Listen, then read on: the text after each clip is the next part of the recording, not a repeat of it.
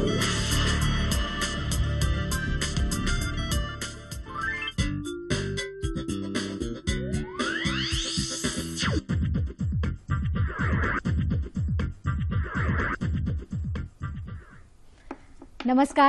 मी doctor Vinaya Patil तुमचं hello doctor मध्ये मनपूर्वक स्वागत करते। सह्याद्री वाहिनीच्या हॅलो डॉक्टर या कार्यक्रमात आपणही सहभागी होऊ शकता, ते फक्त एक फोन कॉल करून। प्रेक्षक हो, काही दिवसांपूर्वी साधारण 80-82 वर्षांचे आजोबा आणि त्यांचा मुलगा क्लिनिकमध्ये आले होते। अर्थातच वयोमानानुसार मी त्या आजोबांकडे बघून म्हटलं की बाबा बोला काय झालं। त्यावर त्या बाबांचा खणखणीत आवाज आला, मी ठणठणीत आहे, मला नाही मुलाला आणले आहे। खरंच पुढे त्या बाबांना बोलणार तेवढ्यात ते म्हणाले की त्याला लघवीचा त्रास होतोय। त्यांचा मुलगा म्हणजे साधारण 58 वर्षाचे गृहस्थ होते। म्हणून मी म्हटलं की काका तुम्हीच सांगा काय झालंय। त्यावर ते काका थोडे बावरतच म्हणाले की 5-6 महिन्यापासून हा त्रास आहे। प्रेक्षको, पुढे त्या बाबांनी एक आपला टोलाही लावला, म्हणाले नियमानुसार आम्ही वागलो म्हणून आजपर्यंत आमची तब्येत ठणठणीत आहे। आणि त्यावेळेस माझ्या मनात एक विचार आला की खरंच ऋतुचर्या आणि दिनचर्या या त्या काही काळापुरत्या नसतातच, तर आयुष्यात आरोग्याचं गणित बरोबर राहावं म्हणून शास्त्रीयदृष्ट्या केलेली ती एक गोळाबेरीज असते। आणि हीच गोळाबेरीज आपण आपल्या प्रत्येक कार्यक्रमातून तुम्हाला सांगत असतो, जेणेकरून आपलं आयुर्मान हे नेहमीच सदा निरोगी राहावं। आपलं आरोग्य हे निरोगी राहणारच, पण काही आजार असतात जे वयपरत्वे येत असतात। त्यातीलच एक आजार म्हणजे प्रोस्टेट ग्रंथींचा आजार। या प्रोस्टेट ग्रंथींच्या आजाराविषयी म्हणायचं झालं तर अवघड जागीचे दुखणे म्हणून बऱ्याच वेळा सांगणेही अवघड जाते आणि त्यामुळे या विषयावर सविस्तरपणे मोकळेपणाने चर्चा केली जात नाही।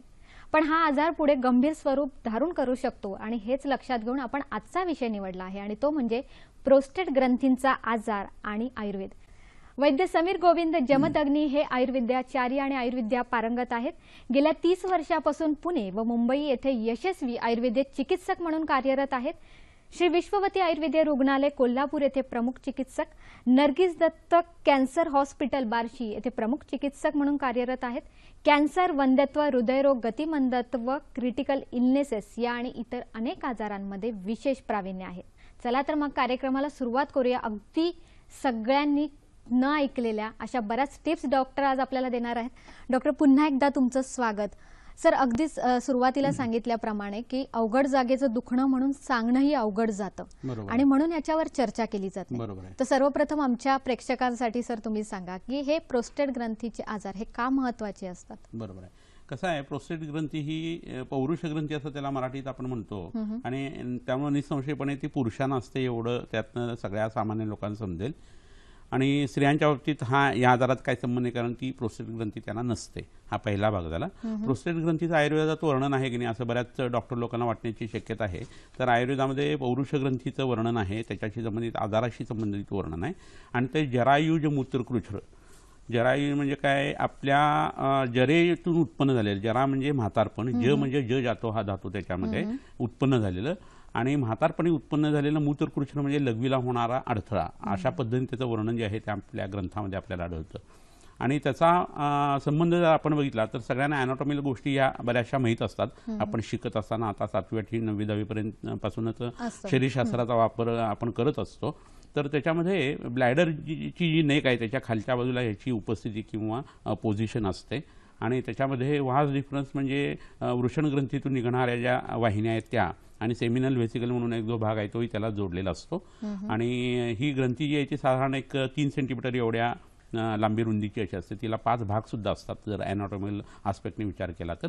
आणि साधारण वयाच्या 20-22व्या वर्षी 25व्या वर्षी ती 8 सेंटीमीटर एवढ्या पद्धतीची असते, 8 ग्रॅम एवढ्या पद्धतीची असते। आणि नंतर जसं वय वाढत जातं हळूहळू तसं 50शीला टेकल्यानंतर ती जवळजवळ 40 ग्रॅम एवढ्या मोठ्या आकाराची होत असते।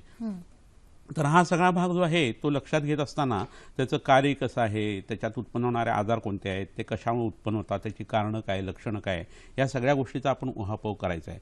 कारण कसं होतं, पुरुषांच्या संबंधाने हे दुखणं जे आहे हे फारसं बोललं जात नाही आणि दुर्लक्षित होतं, पण संपूर्ण जगामध्ये या संबंधीचे जे आजार आहेत ते मोठ्या प्रमाणावरती आढळतात। केस पांढरे होणं आहे, अंगाला सुरकुत्या पडणं आहे, दात खराब होऊन पडणं आहे, तसं हे प्रकरण जे आहे डोळ्याला मोतीबिंदू येणं आहे, तसं आपल्या पौरुष ग्रंथीची वाढ होते असंही दुखणं जे आहे ते जवळजवळ सगळ्यांनाच मागं लागत असतं. फक्त काही आयुर्वेदिक उपचार जर लहानपणापासून घेतले किंवा मध्यम वयापासून घेतले किंवा म्हातारपणामध्ये सुद्धा घेतले तर मग या ग्रंथीची वाढ जी आहे ती कमी करण्यासाठी यश येऊ शकतं आणि त्यातले आजार जे आहे तेही आपल्याला घालवता येऊ शकतात. नक्कीच. डॉक्टरांनी सांगितलं त्यानुसार की वयोमानानुसार येणारा हे आजार पण आहे, पण त्याच्यासाठी योग्य उपचार केले आणि आयुर्वेदिक उपचार केले तर नक्कीच त्यावर मात मिळू शकते. आपल्याला एक फोन आलेला आहे, मुंबईहून मयूर बोलतायत. नमस्कार मयूरजी. हॅलो. हा बोला. हॅलो, मी मयूर सोनी बोलतोय मुंबईवरनं, गिरगाववरनं. माझा प्रश्न आहे की माझ्या वडिलांचं प्रोस्टेट ग्लँडचं आता हे PSA डिटेक्ट झालं, तर ऑपरेशन होणार होतं, तर त्याच्यावर उपाय आहे का विदाउट ऑपरेशन? आता वय किती आहे त्यांचं? आता वय 66 आहे. बर. आणि संपूर्ण शरीराचा स्कॅन वगैरे केलाय का? पेट स्कॅन वगैरे केलेला आहे का वडिलांचा? हो, स्कॅनिंग केलेलं आहे. बर. मग त्याच्यामध्ये इतर ठिकाणी कुठे वाढ आहे का आजाराची? नाही. बर. आणि प्रोस्टेटमध्ये आहे एवढं समजलेलं आहे का फक्त PSA वाढलेला असं निदान झालेलं आहे? PSA वाढलेला आहे. बरं बरं. आणि वय किती आहे म्हणाला तुम्ही? 66. ओके, ठीक आहे, काय हरकत नाही. प्रश्न समजला, फोन ठेवला तरी चालेल ना. धन्यवाद मयूरजी. काय सांगा? कसं होतं आता 66 वय आहे, 50च्या पुढे PSA बऱ्याच लोकांची प्रोस्टेट ग्रंथी वाढली ना की प्रोस्टेट अँटीजन जो सरफेस अँटीजन जे असतं ते वाढलेलं असतं आणि त्याच्यामध्ये काय होतं की बऱ्याच वेळेला असं होतं की नॉर्मल वाढ जरी झालेली असली ना तरी सुद्धा ते 4 ही त्याची नॉर्मल व्हॅल्यू आहे, त्याच्याविषयी ते वाढलेलं आढळतं. तर ह्या प्रत्येक वेळेला कॅन्सर असतोच असं काही नाही आहे, पण भीतीने बऱ्याच लोकांना काय व्हायला लागतं, भीत्यापाठी ब्रह्मराक्षस होऊन वेगवेगळी लक्षणं दिसायला लागतात. तर जोपर्यंत खूप भूक त्यांची कमी होत नाही आहे, वजन कमी होत नाही आहे, लघवी करत असताना पेरिनियल रिजन म्हणजे शौचाचा भाग जो आहे आणि लघवीचा भाग ह्याच्या मधल्या बाजूला कळ येत नाही आहे आणि अर्जन्सी जी आहे लघवीची म्हणजे लागली आहे आणि लगेच घाईची लागलेली आहे, कपड्यात झालेली आहे, असं जर लक्षण फारसं नसेल, अडखळत खूप होत नसेल, धार जी आहे ती 2-3 पद्धतीने अशी उडत नसेल तर फारसा विचार करायचं प्रत्येक वेळेला कारण नसतं. पण ह्याच्यासाठी भल्लातक किंवा बिब्बा नावाची वनस्पती तुम्हाला माहिती आहे सगळ्यांना, तर त्याची फळं विकत मिळतात बिब्ब्याची. त्याचा भल्लातक क्षीरपाक म्हणून करायचा, दुधामध्ये बिब्बा जो असतो तो प्रकृतिमानानुसार टाकायचा. हे औषध तुम्ही वैद्याच्या सल्ल्यानं करावं, कारण हे उष्ण असतं औषध. आणि दुधामध्ये घालून दूध आणि पाणी एकत्र करून ते शिजवल्यानंतर फक्त दूध जे आहे ते गाळून घ्यायचं असतं पोटामध्ये आणि त्या तोंडाला आतून जर गाईचं तूप लावलं आणि ते प्यालं तर साधारण 21 दिवसामध्ये त्यांचा आत्ताचा जो हा रिपोर्ट जो आहे PSAचा तो नॉर्मल येऊ शकतो. तर हे सगळं करत असताना आयुर्वेदाचं निदान हे प्रत्येक वेळेला PSA वाढलेली आहे म्हणताना प्रत्येक वेळेला तो कॅन्सरच असेल असं काही नाही आहे. आपल्या आयुर्वेदिक पद्धतीने आधी निदान होऊ दे आणि त्याच्यानुसार त्यांची ट्रीटमेंट होऊ दे. त्याच्याबरोबर त्यांना शौचाच्या मार्गामध्ये कोंब आहेत का नाही हे बघणं खूप गरजेचं असतं.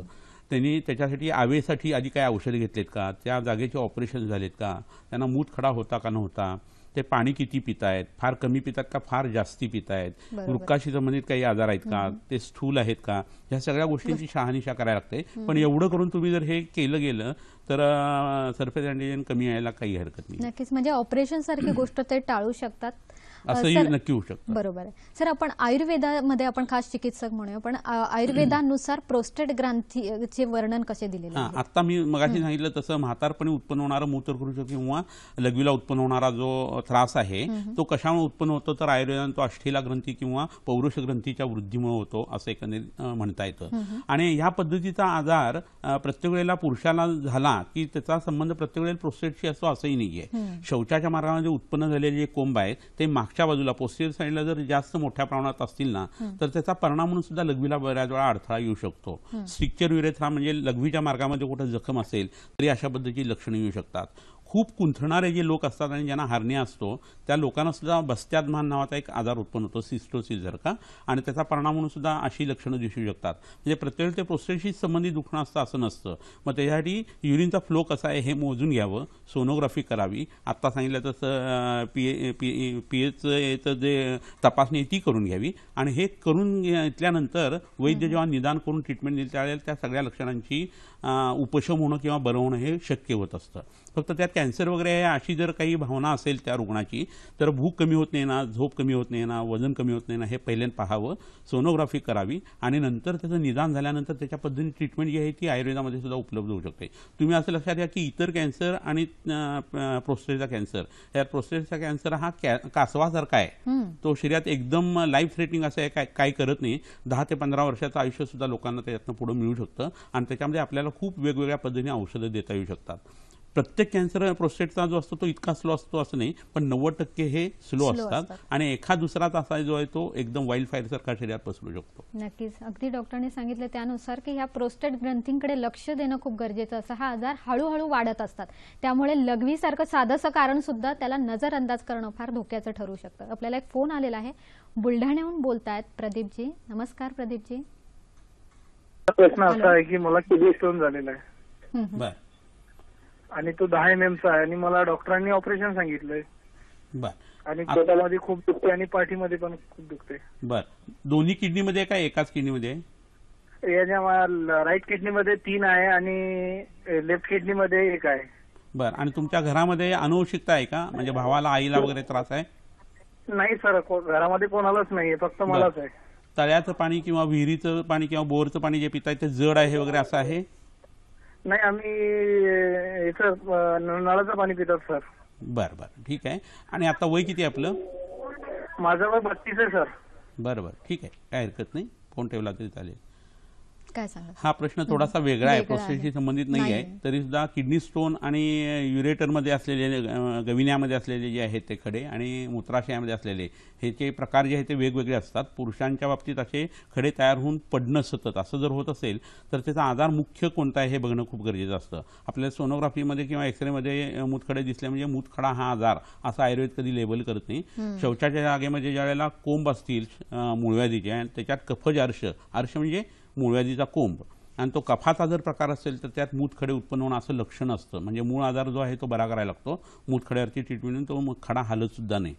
दुसरी महत्त्वाची गोष्ट म्हणजे पक्वाशयगत नावाचा एक मोठ्या तळ्यात उत्पन्न होणारा आजार आहे, त्याच्यामध्ये सुद्धा मूतखडे उत्पन्न होणं हे लक्षण असतं. तर त्यांनी बुलढाण्यामध्ये खूप चांगले मोठे मोठे वैद्य आहेत, त्यांच्याकडे त्यांनी जावं आणि त्यांच्याकडनं त्यांनी ट्रीटमेंट करून आधी निदान काय ते करून घ्यावं, डायग्नोसिस करावं. आधुनिक शास्त्रानुसार तुमचं निदान हे नक्की ठरलेलं आहे की मूतखडा, पण आयुर्वेदाचं निदान मी आता सांगितलं तसे हे जसे 2 आजार सांगितले तसं स्थूलपणा असणं, लहानपणी माती खाल्लेली असणं, मृतभक्षणजन्य पांडू नावाचा आजार आहे, ह्याच्यामध्ये ही लक्षणं बऱ्याच वेळा येत असतात.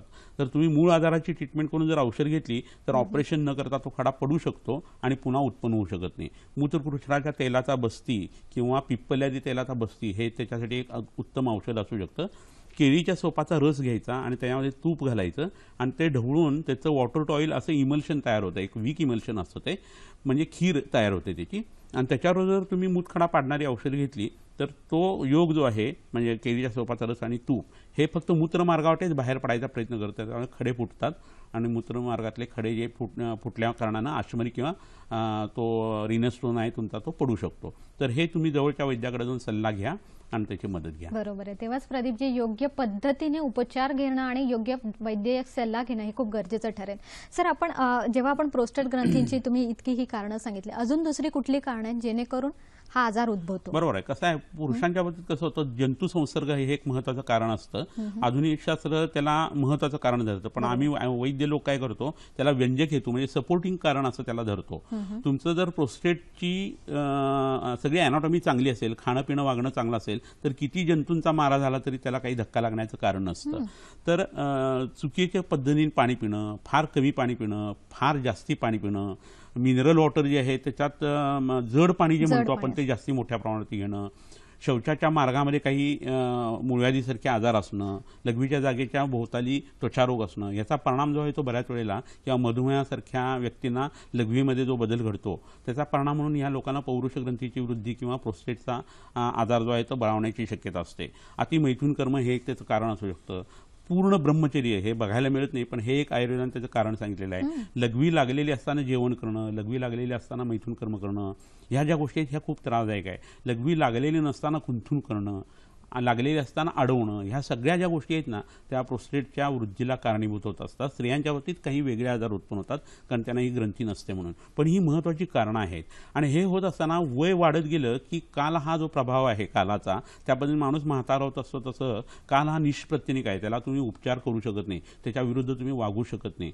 तर त्याचा परिणाम म्हणून सुद्धा पौरुष ग्रंथीची वृद्धी जी आहे ती आयुर्वेदाने धरलेली आहे. अशी ही वृद्धी झाल्यानंतर उत्पन्न होणारी जी काही लक्षणं असतात ना त्यामध्ये लघवीला अडखळत होणं, उभ्याने लघवी व्यवस्थित होते पण बसल्यानंतर न होणं, त्याच्याबरोबरीनं त्याला आग होणं, घाईची युरिनला लागणं किंवा कपड्यामध्ये होऊन जाणं, कुंथून लघवीला करावं लागणं, अशी इतर लक्षणं सुद्धा असतात. नक्कीच. ही जी लक्षणं आपण ऐकली, आपल्याला बहुतेक वेळा वाटतं की आपल्या खाण्यापिण्यात बदल झालेत म्हणून हे होतंय. थोडे दुसरे आजारही आपल्याला लक्षात येतात, पण त्या जसं सरांनी सांगितलं या आजारांकडे किंवा या लक्षणांकडे दुर्लक्ष करून चालणार नाही. हे आजार फार महत्त्वाचे असतात. खास करून जेव्हा आपण पुरुषांच्या बाबतीत बोलतो तेव्हा बऱ्याच वेळेला ते आपल्याला काही होत नाही ही जशी एक मानसिकता असते ती मानसिकता सोडून मोकळेपणाने याची चर्चा करणं गरजेचे आहे. ही चर्चा आपण अशीच चालू ठेवूया. अजून डॉक्टरांनी कुठल्या हिरव्या वनस्पती आणल्यात तेही आपण बघणार आहोत. योग्य टिप्स किंवा विशेष आरोग्य सल्ला काय आहे तोही बघूया. आपण आता वेळ झाले एका छोट्याशा विश्रांतीची. पटकन जाऊन पटकन येऊया. पाहत राहा कार्यक्रम हॅलो डॉक्टर.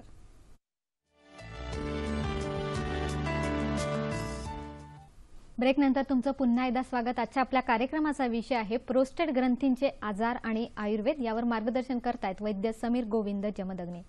प्रोस्टेट ग्रंथींचे आजार याच्यावर बऱ्याच वेळेला आपण म्हणतोच की मौन बाळगलं जातं किंवा जास्त त्रास झाल्यानंतर ते डॉक्टरांकडेच सांगितलं जातं. हे आम्ही वारंवार याच्यासाठी सांगतोय कारण जर अशी थोडीफार जरी लक्षणं तुम्हाला दिसत असतील तर नक्कीच तुमच्या जवळच्या वैद्य डॉक्टरांकडे जाऊन तुम्ही हा सल्ला घेऊ शकतात. आपल्या डॉक्टरांनी खास तुमच्यासाठी काही विशेष टिप्स आणले, बघूया त्या काय आहेत त्या. तंबाखू सुटण्यासाठी आयुर्वेदातील मूत्रसंग्रहणीय गण वापरावा. सुपारीचे व्यसन असलेल्या लोकांनी जेवणामध्ये कांदा घ्यावा. सुपारीचे दुष्परिणाम होत नाहीत. नक्कीच ज्यांना व्यसन असेल त्यांनी कांद्याचा वापर करायस काहीच हरकत नाही आहे. डॉक्टर तुम्ही आम्हाला या टिप्स देतात, त्या टिप्सने आम्हाला खूप फायदा होतोय. आम्हाला लोकांच्याही प्रतिक्रिया येत आहेत. आपल्याला एक फोन आलेला आहे. हिंगोलीहून बोलतायत ज्ञानोबा काळे. नमस्कार ज्ञानोबाजी. बोला. Hello sir. Hello madam. Hello बोला. ते आमच्या आजोबाला जरासा लघवीचा त्रास आहे. तर ते डॉक्टरांना सोनोग्राफी वगैरे केलेली आहे त्याची. ते म्हणतात ऑपरेशन करावं लागेल तुम्हाला. तर त्याचं काय करावं लागेल? सूज आली म्हणतात त्यापैकी. लघवीचा त्रास आहे. पण त्यांना लघवीचा त्रास काय होतो आजोबांना? लघवी म्हणजे एका तासाला होत राहते सर. बर.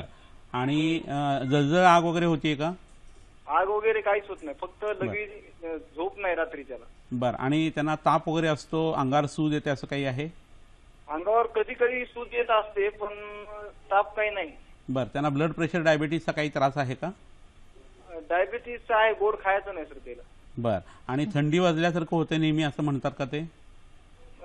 अशात मला थंडी वाजायली पहिले नाही. बर. आणि पहिल्यापेक्षा वजन कमी झालंय किंवा भूक कमी झाली असं काय आहे? नाही वजन काही कमी नाही. 90 वर्ष वय आहे सर ते. बर बर ठीक आहे. आता इतकं वय असताना तुम्ही फोन ठेवला तरी चालेल, प्रश्न समजला. धन्यवाद. असं आहे की वय 90 असताना ऑपरेशन करणं हे जरा त्रासदायक आहे, परंतु काही विशिष्ट पद्धतीने आता आधुनिक शास्त्राच्या प्रगतीनुसार काही विशिष्ट पद्धतीने ऑपरेशन करता येणं ह्या वयामध्ये सुद्धा शक्य असतं. परंतु बाकीचे त्यांची जनरल कंडिशन जी GC आहे ती बघणं खूप गरजेचं असतं अशा वेळेला. परंतु त्याच्या आधी त्याने एक गोष्ट हिंगोलीमध्ये वैद्य आहे त्यांच्याकडनं करून घ्यावी की मूत्रकृष्ण तेलाचा बस्ती नावाचा एक बस्तीचा प्रकार असतो. आता वय वर्ष 80 झाल्यानंतर सुद्धा पंचकर्म मोठ्या प्रमाणावरती करता येत नाही, तर त्यासाठी मात्रा बस्ती नावाची एक कन्सेप्ट असते.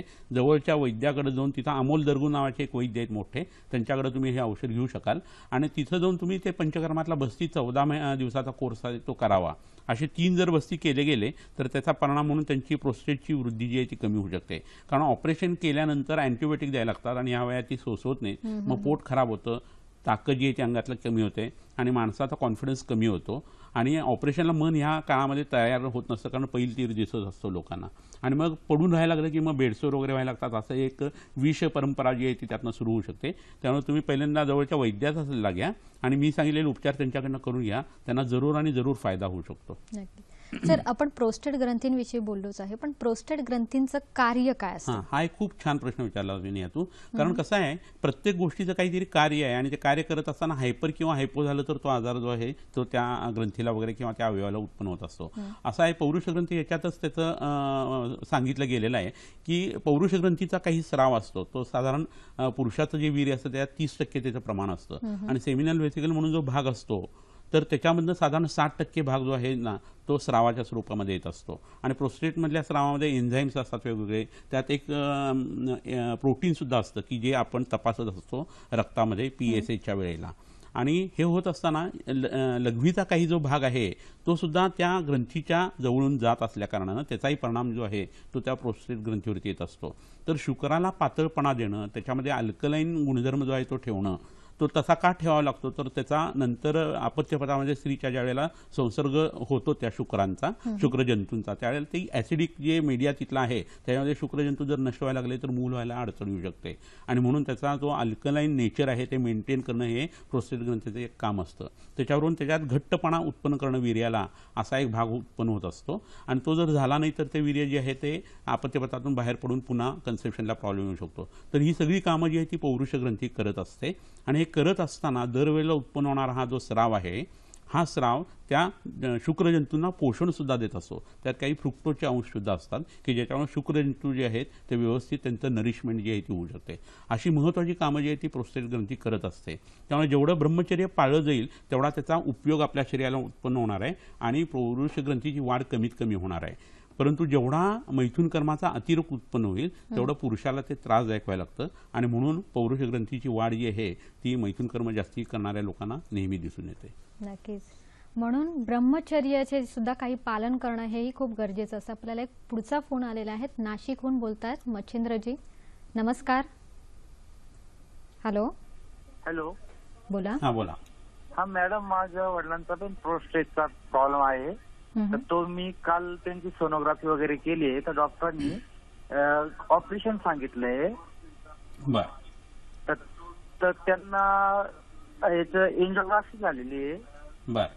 तर मग डॉक्टरने ऑपरेशन सांगितले, तर मग कसं करावं? आता त्यांचं वय किती आहे सांगा आणि त्यांना आता त्रास काय होतोय सांगा. 66 वर्ष आहे आणि त्यांना लघवीचा त्रास होतोय. म्हणजे काय होतं? लघवी थेंब थेंब लघवी होतीये आणि लघवीच्या जागेवर आग होती. बरं, ठीक आहे, काय हरकत नाही. प्रश्न समजला, फोन ठेवला तरी चालेल. सर, हा त्रास म्हणजे या वयात बऱ्याच जणांना होतो हे अगदी बरोबर आहे. फक्त याच्यात त्यांनी एक जे सांगितलं अँजिओग्राफी प्लास्टी झालेली आहे त्यांच्या वडिलांची, तर ह्या संदर्भात एक गोष्ट लक्षात घ्यायला पाहिजे की पौरुष ग्रंथी ज्या आहेत त्या आपल्या युरिनरी ब्लॅडरच्या खालच्या बाजूलाच लगेच असतात. त्याचा मूत्र व स्रोतस किंवा लघवीशी संबंध आहे. आणि बस्ती, हृदय आणि मस्तिष्क अशी 3 मर्म आयुर्वेदाने सांगितलेली आहेत. जर त्यांच्या हृदयाशी संबंधित हा त्रास असेल आणि जर लघवीच्या संबंधाने हा त्रास असेल ना तर ह्याचा परिणाम म्हणून नंतर त्यांना मस्तिष्काशी संबंधित आजार होण्याची शक्यता असते. आता प्रश्न असा आहे की आग जर थांबवली गेली आणि थेंब थेंब लघवी होते त्याची जर धार व्यवस्थित उडायला लागली किंवा पायामध्ये लघवी जर घोळली नाही तर त्यांच्यामध्ये अजून सुद्धा उत्तम पद्धतीने आजार कमी करता येऊ शकतो. पण त्यावेळेला त्यांचा तो PSA अँटीजन जो आहे तो बघणं खूप गरजेचं आहे, त्याची व्हॅल्यू किती आहे. आणि ती 350-400 वगैरे जर अशी असेल तर मग काही वेळेला शल्यचिकित्सा हाच उपचार त्याच्यावरती राहू शकतो. पण तरीसुद्धा त्यांनी काही आयुर्वेदीय पद्धतीचे विचार आता मी तुम्हाला सांगितले त्या पद्धतीने औषधं करायला पाहिजे. कटीस्नान किंवा टब बाथ घेणं हे यांच्यासाठी खूप उपयोगी असतं. पोटामध्ये काही औषध अशी देता येतात की ज्याचा परिणाम म्हणून या गाठी कमी होत असतात. उदाहरणार्थ कांचनार गुळ किंवा वरुणादी काढा अशी औषधं देता येत असतात. आणि लघवी व्यवस्थित होण्यासाठी मूत्र विरेचनीय काही औषधं असतात, म्हणजे मूत्र भरपूर मोठ्या प्रमाणात तयार होऊन व्यवस्थित बाहेर पडण्यासाठी काही उपचार करता येतात.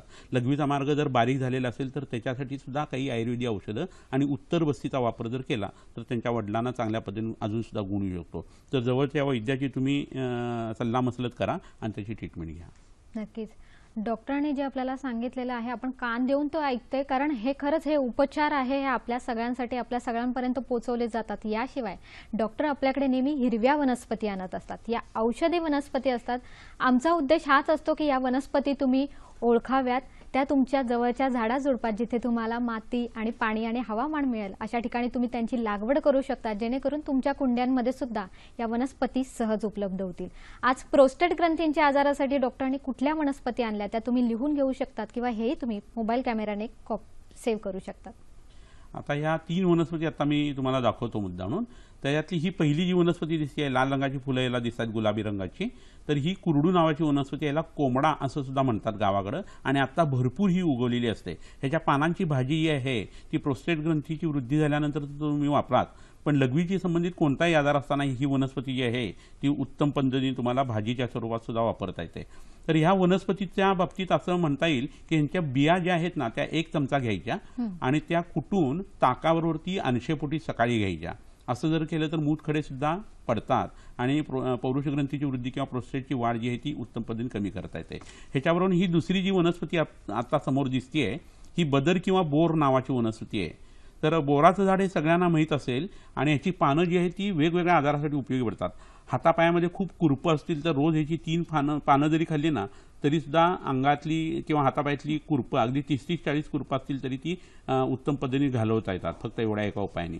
आता या बोरांचं जे बी आहे ते उगाळून पोटात देणं ही प्रक्रिया जर सुरू केली गेली तर त्याचा परिणाम म्हणून पौरुष ग्रंथीची वृद्धी कमी येते. ह्याच्याबरोबरीनं युरिनच्या जागेला, लघवीच्या जागेला आणि मॉन्स प्युबिस नावाचा जो भाग असतो बेंबीच्या खाली आणि जननेंद्रियाच्या वरती, त्याच्यावरती जर ह्याचा लेप दिला गेला या वनस्पतीच्या खोडाचा किंवा लाकडाचा तर पौरुष ग्रंथीची वृद्धी उत्तम पद्धतीने कमी करता येते. ह्याच्यावरून ही तिसरी वनस्पती इथं आहे, ही सगळ्यांना माहीत असलेल्या शेवगा नावाची वनस्पती आहे. ह्याला संस्कृतमध्ये शिगरू असं म्हणतात. ह्याच्या पानांचा रस जो आहे तो जर घेतला तर संधिवात खूप चांगल्या पद्धतीने कमी करता येतो, वेदना त्याच्या कमी करता येतात. आणि ह्याच्या सालीचा काढा जर पोटामध्ये आपण घेतला आणि त्याच्यामध्ये जर आपण शेंदेलोण घातलं किंवा शिलाजीत थोडासा टाकून दिला तर पौरुष ग्रंथीची वाढ उत्तम पद्धतीने कमी होते, लघवीची धार व्यवस्थित ओढायला लागते, आग कमी होते, शौचाला साफ व्हायला लागतं आणि ह्याच्या बरोबरीनं त्या माणसाचं तारुण्य जे आहे ते पुन्हा पहिल्यासारखं येतंय की काय इतपत चांगले बदल यांनी होऊ शकतात. फक्त ही वनस्पती तीक्ष्ण असल्याकारणानं वैद्याच्या सल्ल्याने वापरावी आणि 21 दिवस झाल्यानंतर 10 दिवस हा काढा बंद ठेवणं गरजेचं आहे. 63 दिवस याचा वापर केला तर प्रोस्टेट ग्रंथीच्या वृद्धीसाठी खूप चांगला उपयोग होतो. नक्कीच. प्रेक्षक हो, हे उपचार डॉक्टर तुम्हाला सांगतातच आहे, पण त्याआधी असं की तुमचा आजार आहे किंवा कुठलंही आजारपण असेल तर त्याचं जी ग्रेड असते म्हणजे तो किती कुठपर्यंत पोहोचलेला आहे हे मात्र तुमच्या जवळच्या वैद्याकडून जाऊन नक्कीच तुम्ही तपासणी करून घ्या. आपल्याला एक फोन आलेला आहे. ज्ञानेश्वर बोलताय सातारा इथून. नमस्कार ज्ञानेश्वरजी. हॅलो. हा मॅडम, बोला. नमस्कार मॅडम. मी सातारा जिल्ह्याहून ज्ञानेश्वर विठ्ठल जाधव बोलतोय आहे. माझ्या वडिलांना प्रोस्टेट ग्रंथीचा त्रास आहे. तर त्यांचं वय 62 आहे सध्या आणि त्यांना ट्रीटमेंट मी घेतली होती. त्यांची ट्रीटमेंट डॉक्टरकडून वगैरे घेतले, सोनोग्राफी केली होते तर त्यात नॉर्मल असं स्पॉट दाखवायला लागली. तर डॉक्टरांनी मला फ्लोडाट प्लस नावाचे गोळी दिली. 15 दिवसाचा कोर्स करायला सांगितलं त्यांनी. हा, तर बाकी काय नाही, आता तो कमी आलाय त्रास, परंतु भूक कमी लागायला लागली वडिलांना. बरोबर. आणि PSA त्यांचं तपासलेलं आहे का? हो सर, तपासले. ते किती आहे, त्याची व्हॅल्यू माहिती आहे का? व्हॅल्यूम सर आता 3 महिन्यापूर्वी चेक केले, माझ्या लक्षात नाही सर. बरोबर. परंतु आता सध्या त्रास काय होत नाही, फक्त एवढंच की भूक त्यांना कमी लागायला लागली. बरं. आणि लघवीला कशी होती आता त्यांना? लघवीला आता दिवसातून 1 वेळा जातो, जास्त नाही. बरं, संध्याकाळी 2-3 टाइम जातो. ओके, ठीक आहे, काय हरकत नाही. धन्यवाद ज्ञानेश्वरजी. तुम्ही जो प्रश्न विचारला तो खरंच बाकीच्या व्यक्तींसाठी, जे दर्शक आहेत त्यांच्यासाठी सुद्धा खूप गरजेचा आहे. आता आपण इथे ब्रेक घेतो, पण या ब्रेकमध्ये तुम्ही तयारी करा, तुमचा वही पेन काढून ठेवा किंवा तुमचा मोबाईल फोन काढून ठेवा, कारण डॉक्टर आपल्याला एवढे छान उपचार सांगतायत, तुम्ही त्यांच्याकडे जाऊन थेट संपर्क करू शकतात. या ब्रेकनंतर आपण दाखवणार आहोत डॉक्टरांचा पत्ता आणि फोन नंबर. पटकन जाऊन पटकन येऊया. बघत राहा कार्यक्रम हॅलो डॉक्टर.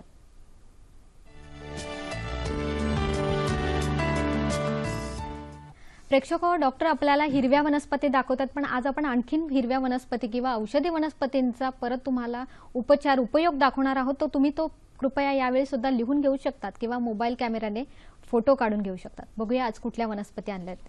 आता ही जी वनस्पती आता आपल्या हातात दिसतेय ती शतावरी नावाची वनस्पती आहे, त्याच्या मुळ्या दिसतात.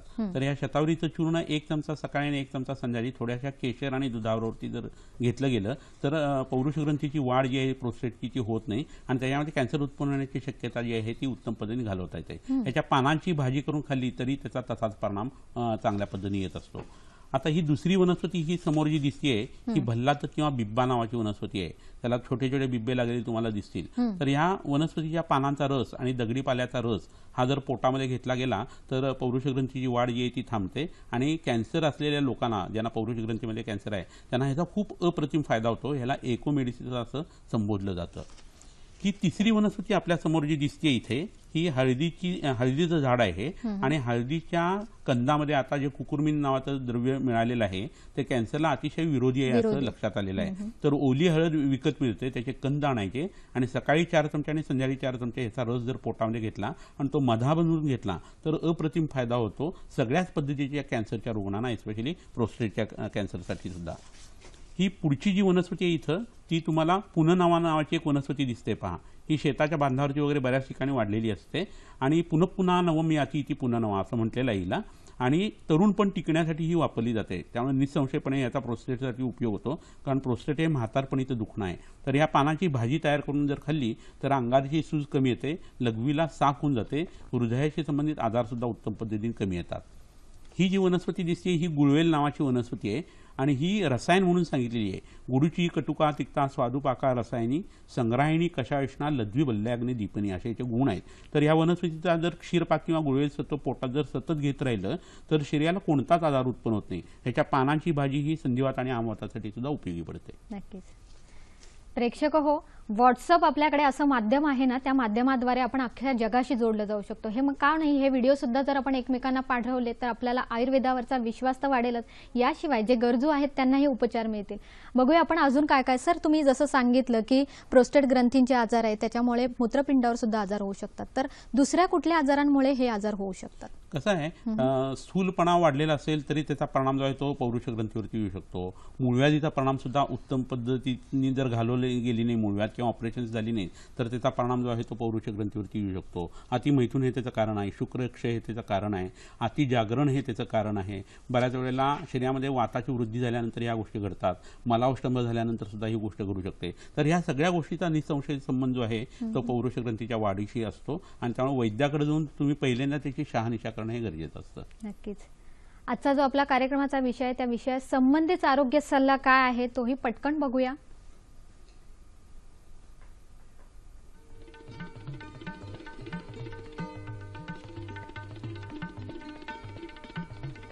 तरुण वयातील योग्य ब्रह्मचर्य पालनामुळे वृद्धापकाळात प्रोस्टेटचा त्रास कमी होतो.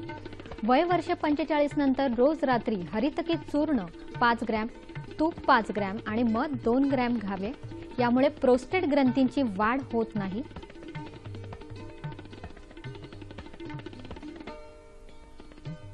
निर्जंतुक माती व गरम पाण्याच्या साहाय्याने गुदप्रक्षालन केल्याने गुदमार्ग व मूत्रमार्गाचे आजार कमी होतात. शिलाजीत या औषधाच्या वैद्याच्या सल्ल्याने वापर केल्यास प्रोस्टेट विकारांसाठी अप्रतिम फायदा होतो. आमचा कार्यक्रम तुम्हाला कसा वाटला हेही आम्ही जाणून घेण्यास इच्छुक आहोत. याशिवाय ज्या डॉक्टरांना आमच्या कार्यक्रमात सहभागी व्हायचंय त्यांच्यासाठी हा खास पत्ता.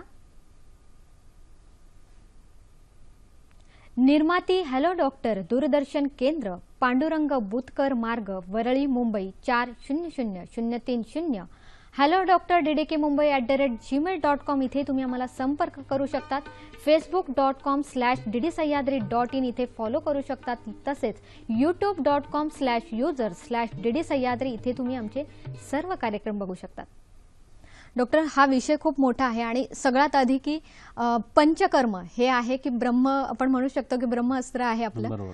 त्याविषयी काय सांगा? कसं आहे, आता पौरुष ग्रंथीच्या कार्यातून ज्या गोष्टी व्यक्त झाल्या ना त्याच्यामध्ये शुक्र चांगलं तयार करणं, शुक्राचे दोष घालवणं ही प्रक्रिया पहिल्यांदा व्हायला पाहिजे. मूत्रातले दोष सांगितले आयुर्वेदाने ते काढणं ह्या दुसरा भाग व्हायला पाहिजे आणि त्याच्यावरून पंचकर्म जर केलं गेलं तर प्रोस्टेटचा त्रास हा उत्तम पद्धतीने कमी करता येतो. उत्तरबस्ती नावाची जी प्रक्रिया आहे ती पुरुषाच्या जननेंद्रियातून तो औषधाचा भाग जो आहे तो देता येतो. त्याच्या आधी निर्व बस्ती नावाचा एक बस्ती द्यायला लागतो आणि नंतर बस्ती ट्रीटमेंट जी आहे ती जर केली गेली तर पंचकर्माचा खूप चांगला फायदा होतो. ह्याच्यावर सॅक्रल रिजनवरती आपण जर जळवा लावल्या किंवा मॉन्स पिव्हिसवरती जर जळवा लावल्या गेल्या तर त्याचा परिणाम म्हणून त्या व्यक्तीला खूप चांगले परिणाम येतात. कारण कसं होतं, रेक्टल आर्टरी आणि व्हिसरल आर्टरीचा सप्लाय जो असतो तो त्या प्रोस्टेट ग्लँडला असतो. तर तिथला रक्तप्रवाह जर शुद्ध केला गेला आणि तिथलं रक्त दूषित जर निघालं तर सूज ही उत्तम पद्धतीने कमी करता येते. ह्याच्यावरून वेदनांसाठी विद्यकर्म करणं, अग्निकर्म करणं हेही करता येतं आणि लेपाचा खूप चांगला फायदा त्यामध्ये होत असतो. नक्कीच सर, रसायन चिकित्सा ही सुद्धा उपयोगी पडते, तर त्याविषयी बरोबर आहे. रसायन चिकित्सा कशासाठी आहे तर तरुणपण टिकण्यासाठी आहे. आणि तरुणपण टिकलं तर पुरुषग्रंथीची वाढ ही कमीत कमी आपल्याला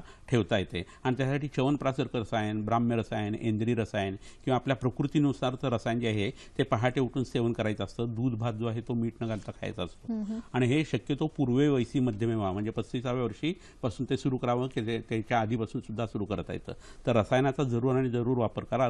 रसायन म्हणजे केमिकल असा इथं अर्थ नाहीये. तर तरुणपण टिकवण्यासाठीचा उपचार आहेत. तुम्ही प्रश्न विचारले तसे मीही विचारले, तरी सर काही असे प्रश्न आहेत, समज गैरसमज आहे, ते मी आपल्याला विचारू इच्छिते. सर, नैसर्गिक उत्सर्जनाच्या ज्या क्रिया आहेत त्या टाळल्यामुळे हा आजार होऊ शकतो? निश्चित होतो. वेग प्रवर्तन झालं की लगेच जायला पाहिजे, वेग आला की लगेच जायला पाहिजे. जास्त तिखटाचे किंवा मिठाचे पदार्थ खाल्ल्यामुळे आजार होऊ शकतो का? तिखट आणि मिठाने शुक्रक्षय होतं आणि त्यामुळे पौरुषग्रंथी वाढते. संध्याकाळनंतर जास्त पाणी प्याल्याने हा त्रास होऊ शकतो का? पाणी तहान लागली तर प्यावं, तहान लागली नसेल तर मुळीच पिऊ नये. सर, ब्रह्मचर्याचं पालन हे करणं अतिशय गरजेचं आहे का? शुक्राचा संबंध ब्रह्मचर्याशी आहे आणि शुक्र हे जननशक्ती देणार आहे. शुक्राचं जेव्हा शरीरात रक्षण होईल तेवढी पौरुषग्रंथीची वाढ होणार नाही. नक्कीच. सर, स्त्रियांमध्ये प्रोस्टेट ग्रंथींसारखे आजार दिसतात का? प्रोस्टेट ग्रंथी स्त्रियांना नसली तरी स्ट्रिक्चर युरेथा म्हणजे मूत्रमार्ग स्त्रियांचा हा शॉर्ट असतो, ब्लॅडरची कपॅसिटी जास्ती असते. त्या जखम जर झाली तर त्यांना उत्पन्न होणारी लक्षणं ही प्रोस्टेट वाढल्यानंतर सारखीच असतात. त्यामुळे प्रोस्टेटची सगळी औषधं स्त्रियांच्या स्ट्रिक्चर युरेथ्रासाठी किंवा मूत्रमार्गाच्या आजारासाठी येतात. अगदी बरोबर सर, एकदम आमच्यासाठी खूप गरजेचं होतं हे, आमच्या ज्ञानात भर पडलेली आहे. सर, आजचा जो विषय आहे त्या विषयासंबंधी तुम्ही अगदी आमच्या प्रेक्षकांना काय संदेश द्याल? पहिली गोष्ट म्हणजे प्राणायाम करायला हवेत. व्यायाम जो आहे तो शाखा व्यायाम ज्याला म्हणतात, योगासनं किंवा सूर्यनमस्कार घातले जायला पाहिजे. तरुण मुलांनी ब्रह्मचर्याचं पालन केलं जायला पाहिजे. 40 नंतर तर ते करायलाच हवं. अवगाह स्वेद किंवा कटित स्नान जे आहे ते करायला पाहिजे. पंचकर्माचा वापर जो आहे तो आपण गाडीला जसं आपलं सर्व्हिसिंग करतो तसं दरवर्षी व्हायला पाहिजे. संपूर्ण अंगाला तिळाचं तेल लावलं जायला पाहिजे. आणि आयुर्वेदिक वैद्याचा नेहमी तुम्ही जाऊन सल्ला घ्यायला पाहिजे, तर तुम्हाला हे मोठे मोठे आजार होणार नाहीत. नक्कीच. डॉक्टर आपल्याकडे नेहमीच वेगवेगळे विषय घेऊन येत असतात. नक्कीच त्याद्वारे आपलं तर म्हणजे आपल्याला आपल्या ज्ञानात तर भर पडतेच, याशिवाय आपल्या उपचारही आपल्याला मिळतात. हे उपचार आपल्यासाठी खूपच अगदीच महत्त्वाचे ठरत असतात. आपल्याला असं म्हणता येईल की शरीर माध्यम खलु धर्म साधनम, आणि शरीर हे असं माध्यम असतं जे आपल्या जीवनात उद्देश असतात, कर्म असतात, ते आपण पूर्ण करू शकतो या शरीराच्या माध्यमानेच. त्यामुळे हे शरीर आपल्याला नेहमीच आयुष्यभर निरोगी ठेवण्याचं काम हे आपल्या हातात असतं. आपली संस्कृती आहे ती आयुर्वेदावर, योगासनं, प्राणायाम याच्यावर आधारलेली आहे आणि हाच आपल्या जीवनाचा आत्मा आहे. हा आपल्याला आत्ता कळलेला आहे आणि त्याचंच आपण नक्कीच त्या दृष्टीने प्रवाहाने आपल्याला प्रवास करणं हे गरजेचं आहे. तेव्हाच आपलं खरं आयुष्य हे अगदी योग्य आणि निरोगी राहील हे समजूया. डॉक्टर इथे आपल्याकडे आलेले आहेत आणि या प्रश्नावर आपल्याला या विषयावर एकदम छानपैकी समजावलं, त्याबद्दल डॉक्टर तुमचेही आभार. आमच्या प्रेक्षकांनाही सर तुमच्यातर्फे आभार मानते की तुम्ही आमच्या या कार्यक्रमात फोन करून सहभागी झाला, त्याबद्दल आपले आभार. नमस्कार सर. नमस्कार. नमस्कार.